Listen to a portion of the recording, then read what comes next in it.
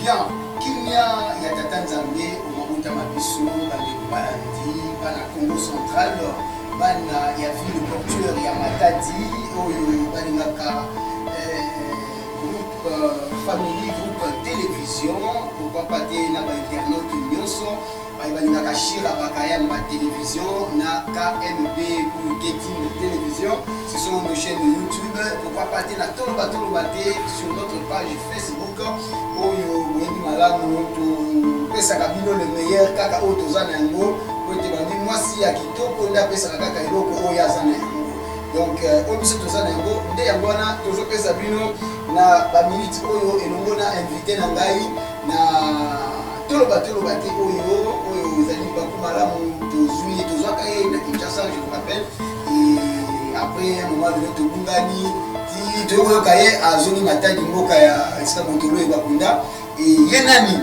Maître Tristan Mavungo. Mbote mwana mboka. Mbote, grand journaliste, et c'est moi toujours à mon chaque fois que je suis là. Très bien. Et c'est moi pour moi na yo ngai pe lokola na banza ke ozali mieux placé lelo ya kosolola na bana matadi. Très bien me placé. Très bien placé. Alors, sikoyo soki tolobi to pesa nkembo lokumbo epai na ngolo eske tosali lisumu tozongisi na matondi epai na mokeni na biso po ete asali biso tozala susu na ntongo oyo considéré na prière na ngai nazosala ndenge na yambio. Très bien, merci. Nzambe apambola biso maso na biso awa ebetisa motu libaku te ata tokotonga province eza po tobongisa tokotonga nation eza po tobongisa tokoloba makambo nyonso oyo tokoloba eza po tobongisa nyonso mpona avantage ya Congo na biso. Alors Maître Tristan Mavungo santé na yo moko na vraiment santé na ngai eza trop bien quand ozomona toza bien tozobunda vraiment santé ya politique ya famille politique na yo famille politique na ngai toza trop bien président élu Martin Fayulu tozalaki na ye avoir na ya na matadi aza bien et puis apesi bana matadi nyonso mbote. Très bien, apesi bana matadi nyonso mbote. Mais entrée DG Maître Tristan Mavungo, pourquoi vous avez un président élu? Oui, parce que simplement, Congolais nyonso en 2018 a kenaki massivement na Sambula ko kende ko voter président Martin Fayulu et par là abimaki vraiment majorité et puis azwaki na élection. Mais sauf simplement de constater que élection ba yibaki yango banomaki moto et voilà c'est pour cela biso tolobi comme peuple a kendaki ko voter ba longwe na mandako ba comité na ba centre na bango pour voter. Donc ça veut dire il a été élu et c'est le président élu. Donc il a été élu et c'est lui le président élu. Ouais. Mais à son temps aussi, Tshisekedi Etienne Thérèse Mémoire, il a été élu en 2011, mais après un moment donné, il s'est autoproclamé, il a même prêté serment, mais au finish, il avait laissé l'affaire parce que c'était pas aussi l'État, il a besoin de laisser l'amour. Non, mais ce que tu dis, c'est presque faux parce que tu sais que le père, n'oubliez pas, après un serment, c'est que Martin, le président élu, effectivement, le président élu a tiré ça là, acteur prêté serment. Tina Souka, et y avoir même son fils, c'est qu'il appelait président de la République. Donc Tina Souka, Tiko Benga Kabila, président de la République, était en disant que c'est son père qui avait gagné les élections en 2011. Donc Bissot. Son président ou son père? Parce qu'il appelait président. Oui, mais après tout, non, il appelait président de la République. Donc son père était président de la République parce qu'après tout, ils se sont dit en 2011, c'était Étienne Tshisekedi qui avait gagné jusqu'à la dernière minute. M. Félix n'avait jamais appelé Kabila président de la République. Ah, c'est pourquoi moi, l'honorable Martin Fayulu, on a respecté malgré un député pour Azo CGT. Non, en fait, Aza député, effectivement, il ne siège pas, il y a sa suppléante. À sa beauté, électeur.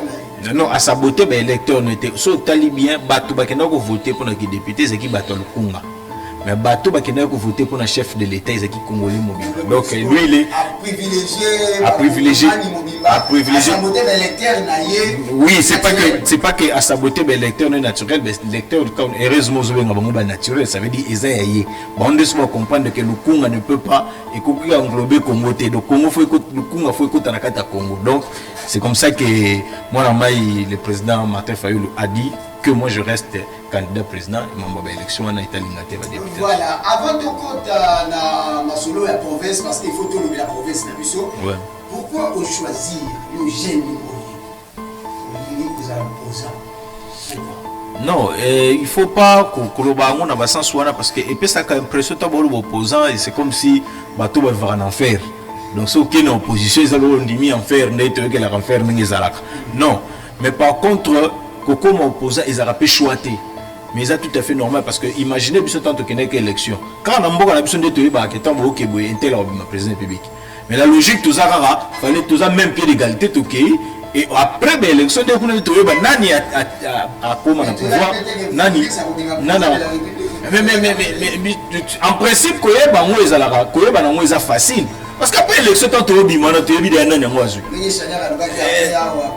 to non après wana bango nyonso ba phrase ba loba on est dans la période de propagande est normal mutalo ba ngandi na président public mais après comment on fait mutalo que voter et bimanda après l'élection déjà to koyeba sans que ba citer l'élection to koyeba déjà nani yango azui et c'est par là ce que se définit ça ba o baza na opposition ba o na pouvoir mais biso to za scope na opposition te biso to za na résistance parce que to lobi biso to zo ka ba to ba voter à biso mais ba yibi pouvoir na biso donc to na côté résistant to zo bunda pour que to récupérer pouvoir na biso donc nous ne faisons pas l'opposition donc to le ba qui opposition na Congo ezate il y a qui des résistants ouais biso si on parle de décider ou bien de la dynamique le manini comme on dit la mouka c'est la résistance non parce que non en fait na bosanité na 2018 biso to kendaka na la mouka mais comme dynamique de l'opposition na regroupement na biso parce que actuellement to kende regroupement Martin la mouka Fayulu. Oui, tu as une élection. Mais déjà, clôturer réception, il y a la députation nationale. Voilà, c'est là où nous avons expliqué. Nous confondre. Non, apparemment, Bolandi, des personnes de 2006, non, nous sommes différents. Nous avons boycotté l'élection.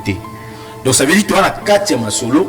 Mais tu tiens les conditions pour continuer parce que nous sommes le Tosenga Batuba sans relais. Bison de tu as pression, tu as élection, tout ça. Comment tu le baquet, tu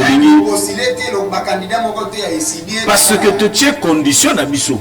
Que tu peux continuer, je dis bien pour continuer parce que tous les gens qui ont solo. Mais tu peux continuer quand sur condition à Bisso. Et condition à Bisso c'est simple, bah auditer fichier électoral et à Bisso. Et pas il y a Batolibanda.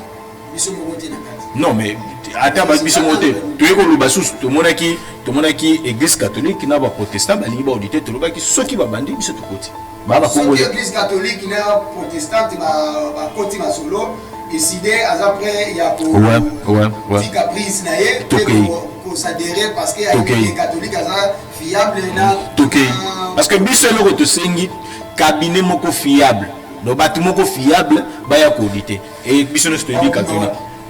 Mais on te le dit, est-ce que le bande catholique a le bandateur en bon tous ces gens-là c'est quoi ça wa? Donc pour dire que catholique a Beki a décidé. Non Beki parce que tant on dit ça la maraliboso tu le bas jamais que ça ba Beki mais ça que ça procédure moko normal il y a monde ça la maka parce que ba ko ça a été base électorale pour gagner l'élection pour nous avoir l'assurance que l'élection n'est pas que ceux qui vont voter ngai pe na ko bima et affiché électoral parce que l'affiché électoral kuna nde kombo no ezali kuna nde to ba doublon bazali kuna nde ba mineur bazali kuna nde tout on ne sait ma bena malamu ezali parce que audit wana eza poto yeba nini eza na kati et nini faut kolongola nini faut kotika et na suka to yeba parce que à qui on a affaire parce que qu'est-ce qui dit que yo nous awana comme nous na seni nini yango ezo lakisa ke comme nous na seni. Très bien.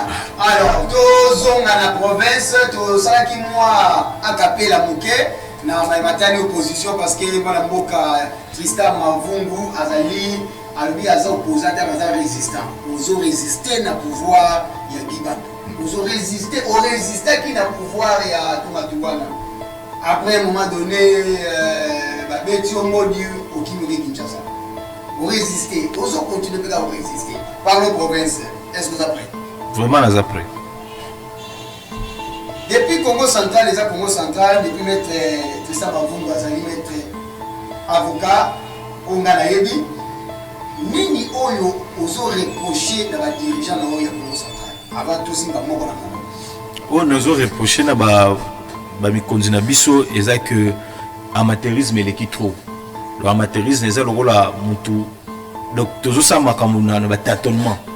or esimbaka te donc ya bato mo bakomi wana ape na otuna siko tosa ndeni or en principe mboka bagérera yango bongo te mboka bapreparaka yango ke non nga lobi nazolinga nazala gouverneur et puis kutu avantage ya makambo yango ezalaka ndeni gouverneur ayaka te nga lela batia lelo comme gouverneur te batikela bango ntango propagande asala projet aloba devant badéputé pourquoi batunaka badéputé basengaka biloko wana pour ke batome na muntu oyo teke ntango aya na bande tuna siko tobanda wapi o est-ce que faut kosimba koto zala nanu banana kosimba mesi na simbi te donc pour éviter ça basengaka muntu aya na baprojet de société na ye. Alors, projet de société, on est ça, pendant que tu n'es pas gouverneur, vous avez gouverneur, tu as ça, le projet de société. Mais pour ça, on a sali Oyabiso, il y a un moment où ça n'a plus passe na mawa. Et ça que Oyabiso, c'est comme si ce soit commis, à peine de ce qu'on retourne, est-ce que ça l'a rendu. Et ça fait mal. Bon, au moins, paix à son âme, le feu Mbadou, Yed Moto Monaki, Abandaki, l'homme de grands travaux comme Batmusu Bandolo Baka, on a Bagema Béré Pesaki, mais à partir à tout Matoubo, on a tiré le 5 ans où il faut tout le vérité, et là vraiment donc Kiboudi. Donc vraiment, Simba Awa, Wate, to Simbi Awa, Wate, et puis finalement, ils sont de tout Koufa. Donc, bon, la lecture, aux eaux couronnées, les vieux Batimbacha, aux eaux couronnées de Okusu, Naba Omususu, mais Bandana Mbadou n'est à payer. En fait, le problème est que nous avons couronné. Mais sauf que si on a l'habitude de c'est pas simplement bâti avant. Alors, pour tout comme on a un niveau là, pour mon même bataille de pèse, mon un mot bataille, mais la Kabila, non? Oh, Kabila, mais un mot saute à nous aux hommes, mais tout ce monde a Mobutu. Tout ce monde a Kassafoubou. Bon, dans ce sens-là, on a bien bino, tout ce qu'on a tout na atout parce qu'avec eux vraiment des membres de l'état n'est pas vraiment mimi on est salam wapi vraiment mimi salam wapi ce que banana ba peur ba tout donc to bandata wana pour ma bende bandi vraiment alors au bandaka qu'on reprocher à tout particulièrement monsieur Atou le gouverneur Atou ni na gestion là. Non, en fait, gouverneur Atou, et d'abord, c'est là qui se passe, c'était l'affaire Mimi, il ne faut pas oublier, il faut que tout le monde, ils ont la réalité, bon, moton et le mois Karana, ils ont dit parmi les blocs, vous avez vu notre télémélique, et puis il y a comme un ganguetérisme, mon gobo. Donc, l'État, le mois pouvait battre. Non, les peuples gagnent toujours. Et puis voilà. À combien de temps on a quel est déjà il y a gouverneur qui va nous aller et puis il est content, il se dit bon, on va aller comme ça. Pendant que vous aussi vie à battre.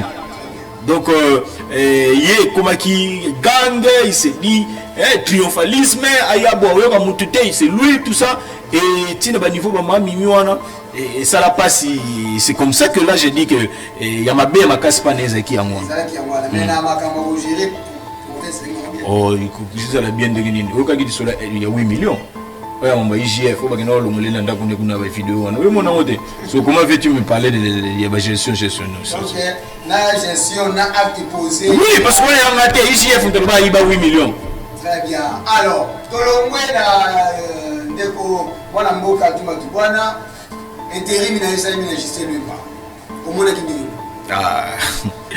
que intérim wana sauf ba histoire wana comme histoire ba sauter ba komakaka il a fait l'intérim et puis toleki ba sauter dans un sens ba komakaka non il a fait l'intérim et puis toleki je te dis mais qu'est-ce que Justin a fait qu'est-ce que Justin a fait non mais c'est ça que photos à la moni surtout lingi province de qui surtout comme rappelle la sincérité parce qu'il faut le baraboyer je n'ai jamais dit parce que nazo linga baye changa kaba monanga non mais na lobango parce que simplement batuwana ba geraka biso mais ba utilisaka mbongo ya biso parce que sans mbongo ba ça eloté alors biso ne ba vrai patron même en termes de démocratie. Alors quand on a biso na mbilinga nous avons raison ya koloba Justin ouvre sa situation. Oui, il n'a rien fait pendant son temps. Il n'a rien fait en termes d'histoire, on dira simplement qu'il y a eu transition dans la période naïe, il a assumé, on est passé. Très bien. Alors, tous hommes tout fan d'assurer pas ya Giban Bungiti, docteur. Depuis aïe. Azana inanena ba quelques mois si je me trompe pas. Ouais. Nini ya malamu yo CPI na nopana Nina malamu na sepeli pa na ye. Oui, oui, c'est vraiment. Vraiment, c'est une bonne question que j'apprécie. Il y a malamu on a monaka et pas conseil ça ba marche ba footing wana salaki wana ou alobaki footing ils ont contribué à développement de la province de Bisso quand même to sport pe sunga biso du moins eloko wana to ya malamu il y a pas wana alors je risquais de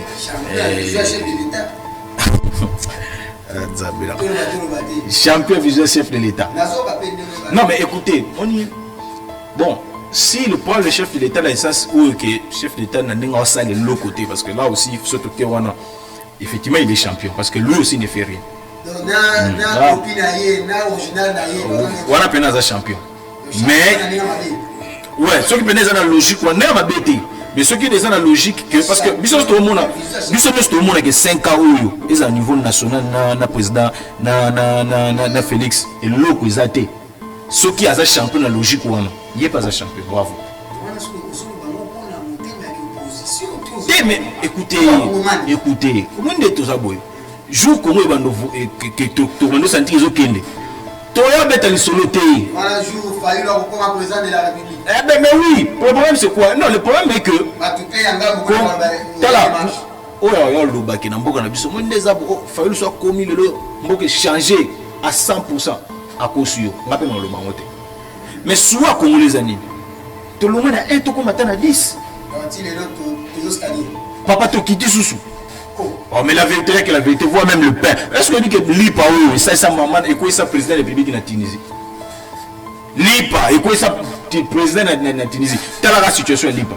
Ah, pour tout le monde dans ma tête, j'ai vu le pain de 200 francs. À qui il n'y en a plus? Moi pas 200 francs là, surtout parce que vous avez battu au Tchang à niveau ni. Donc toujours na province. Donc, oui, à ça, ça rabiso ba footing, il y a des fois dans mon akaïa qui n'a rien à sportif, bazo salamo ba nini, c'est vraiment bien. Alors, et là on nini oyo yo ozo za résistant la gestion. Bon, le Mbuta dans mon aïe aya tout son la vie parce qu'on ne peut pas condamner quelqu'un parce que mon éloigné c'est l'illuminé et puis finalement non.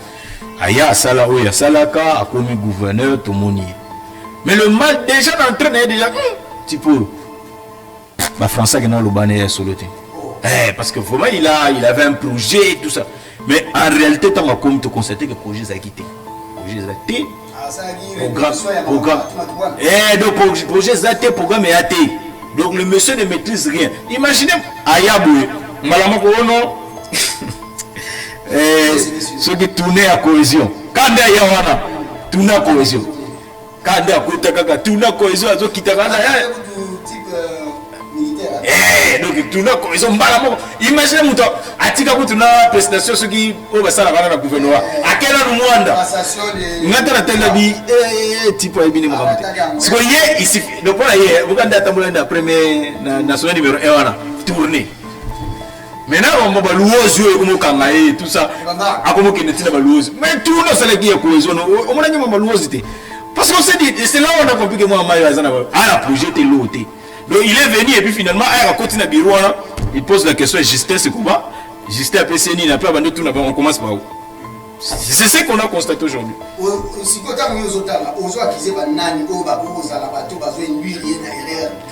Bon, par rapport, d'abord, j'ai toujours l'habitude de dire par rapport à Villeneuve et Matadi, ce qui est vrai, le gouverneur ne maîtrise pas tout.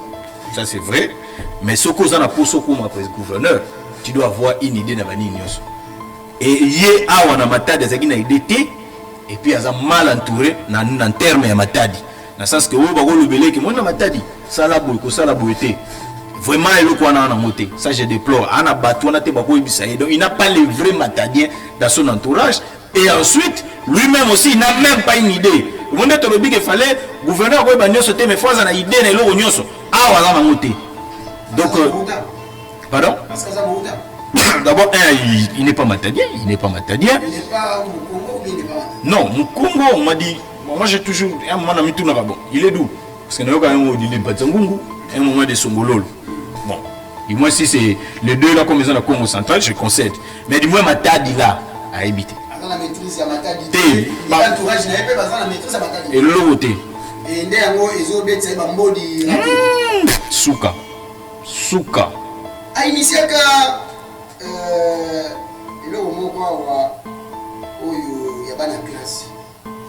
Du coup, c'est bien makam nyonso ekendaka na logique aba na classe nayebi te nana oboya ezalaki initiative ya bien mais constat kaka tosalaki ke ezalaka na bekole ebele ya biso kuna baba fleuve. C'est pas que je parle parce que je suis du bas fleuve, mais toconstataki vraiment il y avait pas l'équilibre. Et puis constat tosalaka na ba époque wana na période wana ezalaka que ndenge fallait basala la ndenge base. Ça veut dire salami na ba territoire. Parce que lui, il est gouverneur. Il n'est pas un maire de la ville ni patron de territoire. Il y a un fallait dans le territoire. Et tant il y a awa à sali koko c'est ce qui pourrait faire que au monde a toujours chiqué vraiment il y a province. Il y a souvent et salamate et ensuite suite na moto baraté. Bana na bakena wapi bana na bazwa mbongo kopa ngope kufa na ngo. Donc au moins on va tâtonnage neto mekina. Et puis en plus que baza faire redevable était pas la population. Et puis aya na nous peut habiter la population du sud qui est là na yaki. Mais c'est tout ça. Agolo bango ndenge nini lui-même ne maîtrise pas, donc c'est ce qu'on a compris. Est-ce que c'est une difficulté à Il y a nini? Ah oui hein. Bon, ce qui est vrai tout sur la lingala. Mais ce qui est vrai, ça je l'ai toujours dit et je l'insiste. Vous voulez devenir gouverneur dans la Congo central là. Ozala muluba papa biso bazoluba no tribalisme, ozala muluba, ozala mungala, ozala muswahili. S'il vous plaît, yekola ki Congo. Awe yamboka ba Congo. Et quand quelqu'un vient ici, c'est cette langue là qui nous permet ya kosola. Moni mambo et salamaki na luozi. Ake alobi langue moko parfois d'abord bato comprendre qu'est-ce qu'il disait. Et tout ça, c'est lié à quoi? C'est parce que au yebi langue ko unir. Parce que ça la langue, moi je dis ça. Moi par exemple, je peux dire que l'obi nana posana comme gouverneur, mais je connais pas les Kitana. Mais en état gouverneur, il faut qu'il n'y ait pas batano. Na yebi te langue ni sukindibu, na yebi angote. Mais il faut qu'il n'y ait pas bandibu.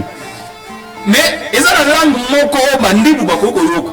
Batandu bakoko yoka. Bayombe bakoko yoka. Et ça qui Congo. Attends, il y a ni mais du moins tu auras 70% bateaux sur la banque bayebi. Et ça te sauve en tant que gouverneur. Que par exemple, il y a un lingala. Non, c'est pas que tu bois langue, mais quand même, tu vas promouvoir qui Congo ou les Gaba Congo Bango. Pas ça. Et le quoi ça la sauté. Balang n'a sauté. Donc, Babylone c'est là où on a un système dans le bas, un gouverneur.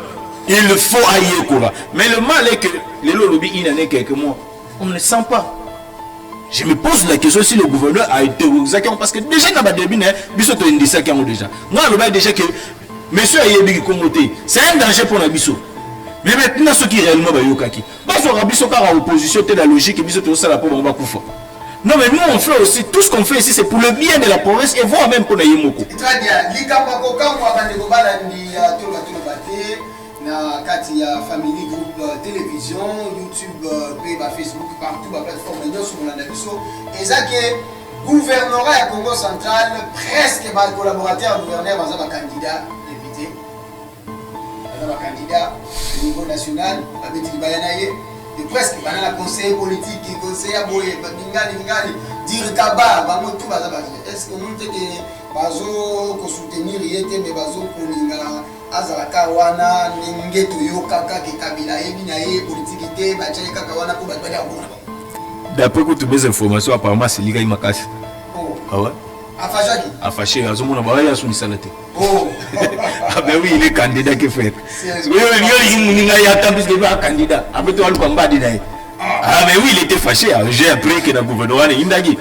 Il était fâché mais comment bino et puis finalement ces gens commencent à s'arrêter. Parce qu'après tout fois que ça l'action de terrain. Donc, ils ont passé. Oh, donc, et tu regardes, tu regardes, gouverneur à côté de Pénaboué, car garde même la réception, candidat député. C'est pas possible. C'est pas possible. Beaucoup, pardon. Zambasouma. Est-ce à cette sélection, tout va passer qui est battu, va passer couper ça, la quota politique. Bon, moni, ma nomination, na kota yango peut-être parce qu'après tout c'est un droit personnel privé à Yemoko Mukonzi. Il le met celui qu'il veut. Alors, on a attaqué tes bateaux, on a attaqué des yé. Rien de tchèque bango. Comment on retient bateau ils ont maîtrisé et puis on a l'espace où ils vivre au Rwanda Kenda tous les jours. Donc à condamner ça bateau te batina que bateau te bakoти ça y est. Sélectionner parce que là il devait avoir des aguerris. Des gens, moi dans ma cabinet politique, en principe on ne devait pas toujours avoir des bisous devait avoir ambitieux.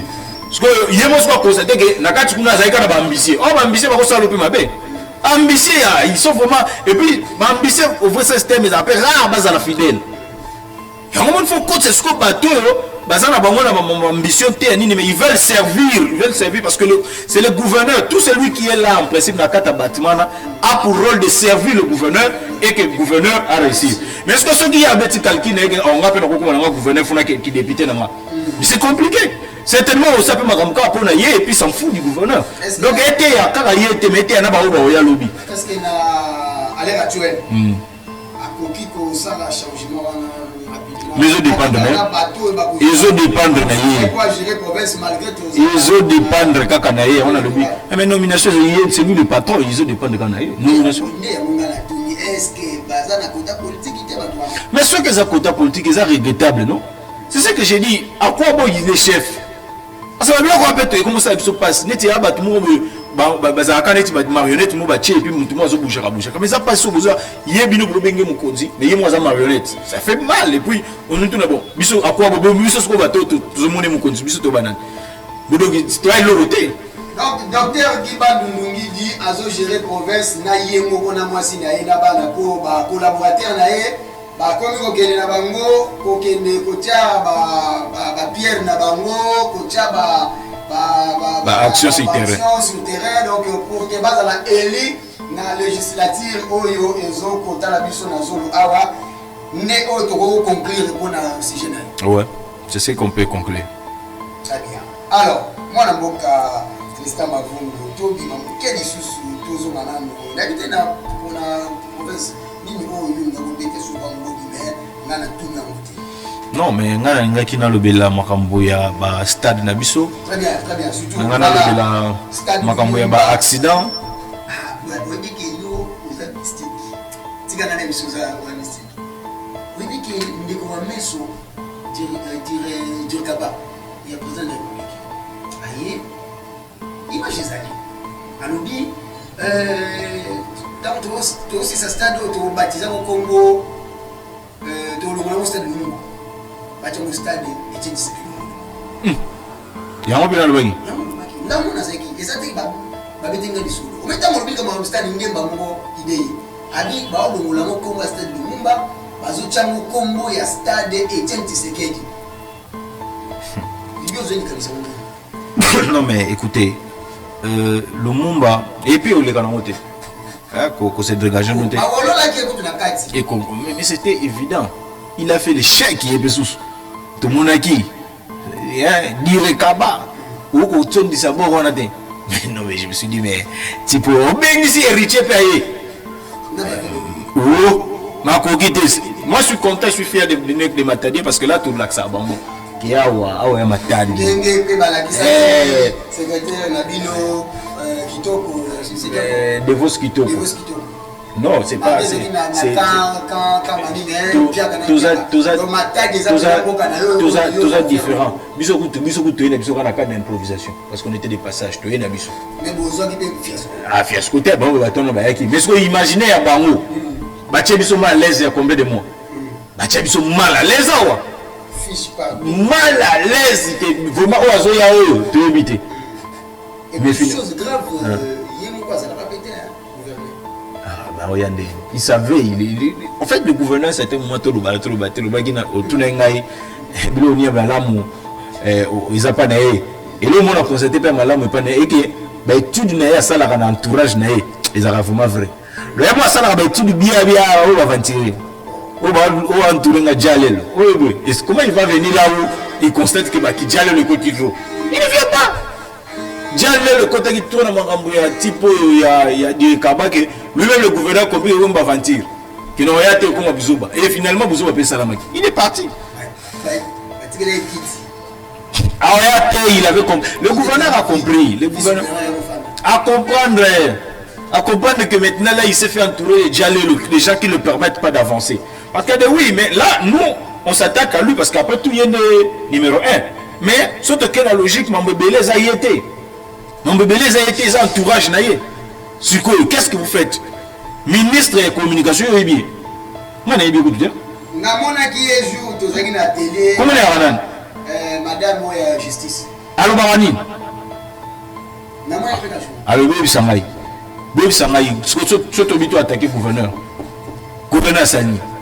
Ah, mon ministre est intérêt, il se contredit dans le gouverneur. Oh, gouverneur le Bibo, ministre le Bibo.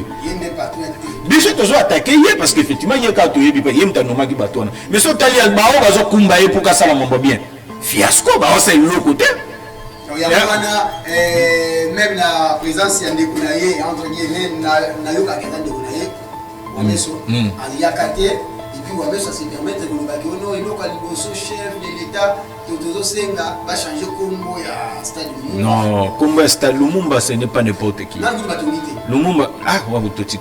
Le solo, le stade, bah, on va dire, le solo stade, ça passe. Dernièrement, on a fait une publication, ça qui va toilette. Papa Bino va tout,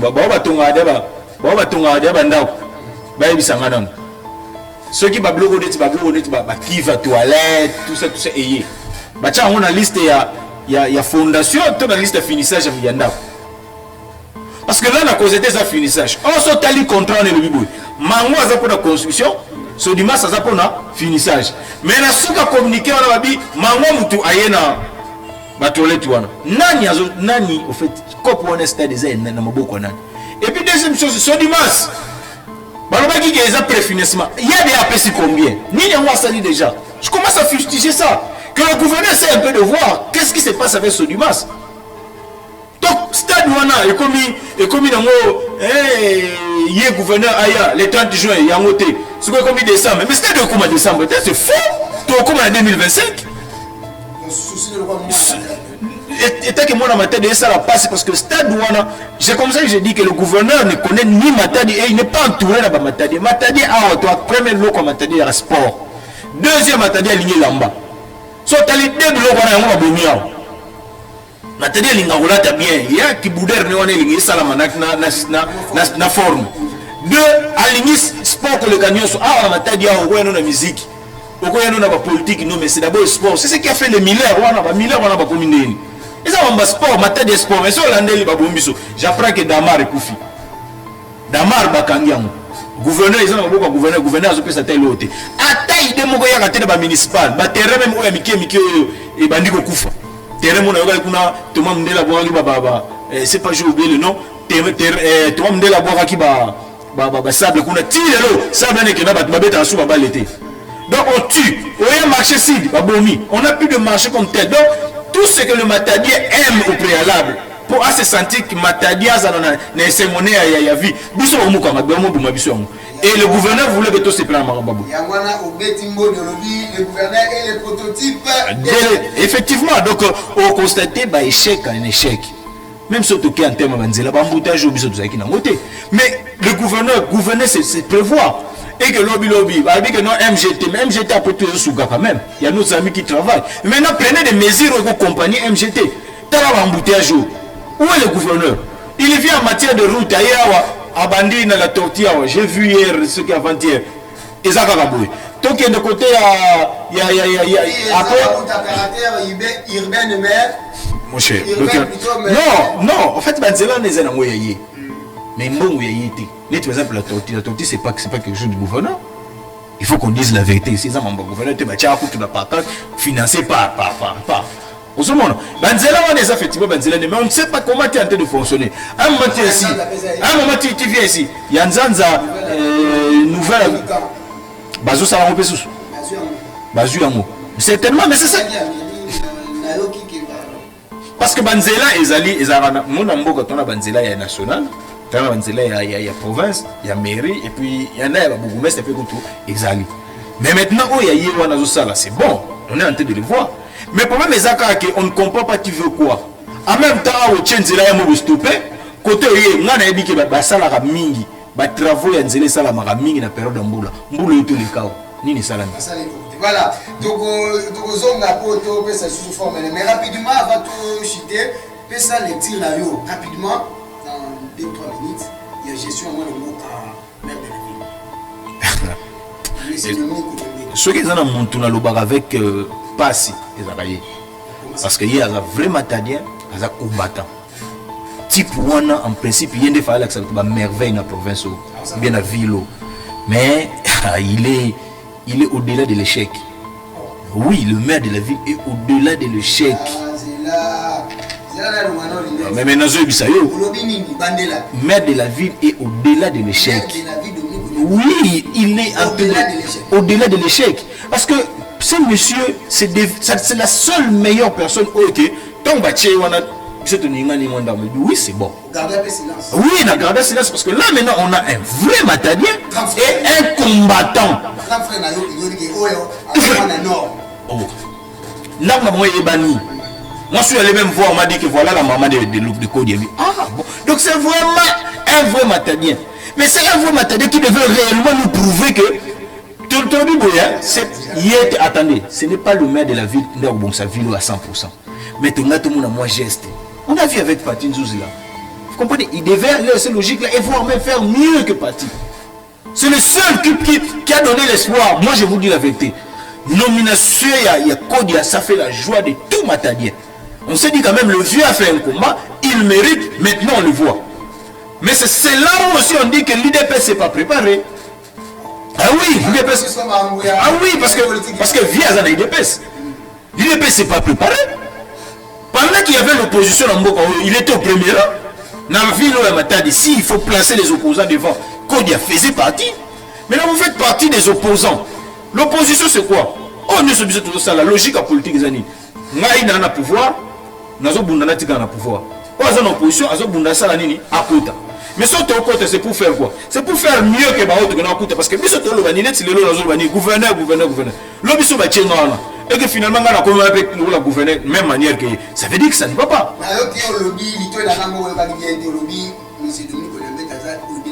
Non mais écoutez, chers journalistes, il faut tout le clair parce que Batouana Bambongo va utiliser ce Bambongo la biso. Toujours l'ingama qui est liboso. Kodia a suffisamment le moyen pour arranger ces pays. Donc de tout naïe combien à na ba tax, na Bambongo na ba MGT combien à ah bah oui, quand ta caisse donc constatant biloko wana non écoutez l'administration les gens ne vont batubaolia tala ezana ba biloko oyo na Congo moni congolais ana biloko oyo soko bandi de osalango abetelo maboko parce que ezokene na sens par exemple mambo banzela parce que nzela kezo fongola biso taneti mambo bambute un jour par exemple banzela mais de la ville a des routes ici ailleurs que ce qu'a bongi ça moi peut que ça la peut pas makam et que sunga biso pe dini manière ça déjà qui net nzela ni quand moko wana depuis à côté qui namba on est sans joie disons ça quand namba elle est comme ça tu peux dans un bon délai ah mais oui qui bino ya monde ba pandisa ngo boke na luka bango tu tuna bango pe mbongo wana eza yete mais ala ba taxi non ah wa zo ba moto eza mbongo te et lui combien zo prélever mbongo eza yete mais Tristan Mavungu alobi nanga na de mato ya lobi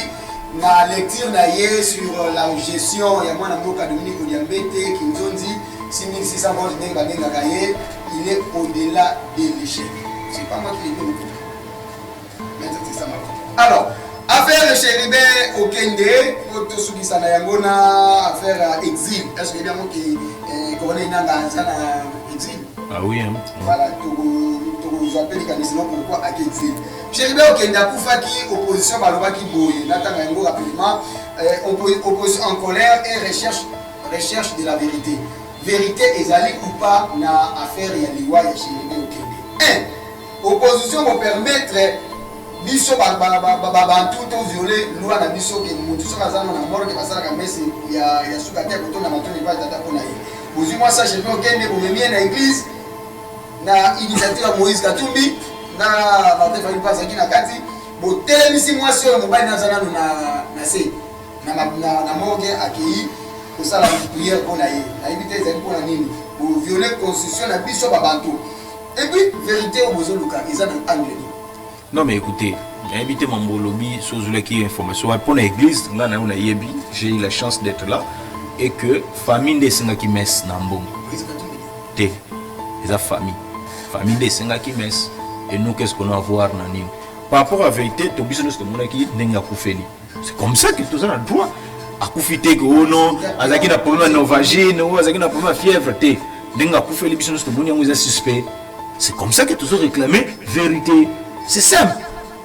C'est simple. Qu'est-ce qu'on peut encore dire de mieux ou bien tout le bassou sunine que non, tout ça n'a pas ça, que non, dès on a tout le niveau de son canne na kata jeep, à couper la gare, tout le na kata jeep. D'après yo ndenge ba journaliste Peter Tiani, il doit ça na maboka bazuzi. Ndenge ba sala qui avant liwa moto. Exact madame. Non, en fait Peter Tiani nous d'abord un aouta qui kuna, autos ami abimi. Et qui a présenté qui va faire naïe à lobby que yé pour naïe à lobby qui a tiré au salon monté va pirate qui va compte naïe naïe qui téléphone naïe tigal kuna bazo ça la banquette à kenaki abimi maintenant il est là biso problème biso ça que tout le monde a réellement tu ba vérité na suka nani azana makambo est-ce que ça n'engé toujours que lango est-ce que ça na ndenge wana te est-ce que ça assassinat est-ce que ça finalement ndenge oh non ce qui problème il y a criminel tout ça il faut qu'on sache tout ça donc c'est rapidement oui biso ya moto biso non aza simple biso to lobaki azana kati na biso mais si justice est chargée na dossier naï. Et si aujourd'hui on nous prouve noir sur blanc que Matata Yibaki, nous allons crier au fond. Et ça coûte sur la côté. Tout le haut effort que le voleur mérite à Kenena. Mais en attendant, il n'est pas voleur. Mais en attendant, il y a un monde qui présumé innocent pour le bain. Très bien. Combien il y a en exil? Pourquoi a choisi pour qu'il exile? Parce que hier, on a dévoilé que la FDLR na kati ya armée, comment, garde républicaine. Qu'on a une bon, mais ils ont dépend de Kakanaye. Nous, on est en train de voir qu'il est menacé. Mais Fayoulou, c'est le commandant du peuple. Fayoulou, c'est le soldat du peuple. Donc, on est plus menacé que Fayoulou. Parce que ce qu'on a constaté, c'est qu'il y a un banda. Donc, moi, appelle des personnes accueillies, pas de problème. Mais il faut constater que ça existe et que nous déplorons. Parce qu'on a droit au Koloba, dans le cadre de la démocratie, à Saline et tout ça. Mais peut-être la biso menace ou pas, biso toi côté commandant. Donc, avant à bloquer, à tableau piqué. Mais moto. Il va le plus mieux que Fayoulou dans le combat politique dans la RDC. Parce qu'il y a qui m'écoute, il a menacé. Alors que tout le monde y a failli le hasard. Donc, qui m'a dit à moi un synonyme aux affaires. Parce que biso face à commandant. Très bien. Batubayebi qui commandant qui soldat du peuple bien il a fallu le bataille des pèses. Faut tout avant.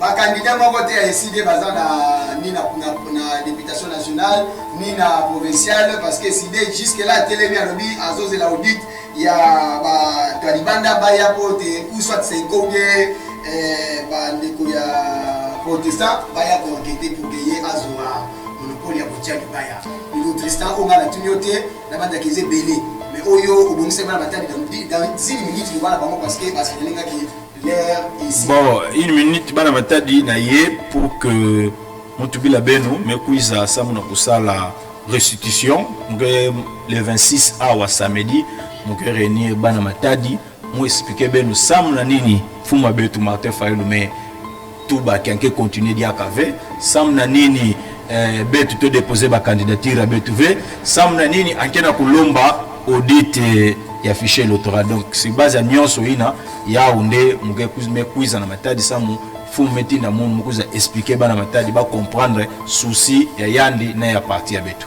Très bien, il y a que message aussi en funu na ngango nyonso ya matadi que tubaka ndinga ki Congo aussi Benjamin Mwamba donc betu kile apa il faut étudier. Ouais, et puis vraiment la prochaine émission ya Kikongo Kota Moni. Voilà, peut-être que ça la information ça moto batolo baté ya kwanda na ndinga ya Kikongo. Matondo mingi na giliti kia landa Magui Die M Jonathan baina kwandaka donc comprenez que j'ai pris la lire baina kwandaka na manima ya talatala sa motive tukuma na baina beno bandi ba internaute. Voilà na soki si avant la bolobake soki totonga kiyo ezali poto bongisa ezali poto bebisa soki tolobeli kombo na yo totangi yo parce que oza mokonzi fo totanga kombo na yo mais ngai na ndeko tosa mavungu tozaka na biso pano conflit Vraiment. matondi mpona kozala ya biso. Merci beaucoup. Et au revoir à la prochaine.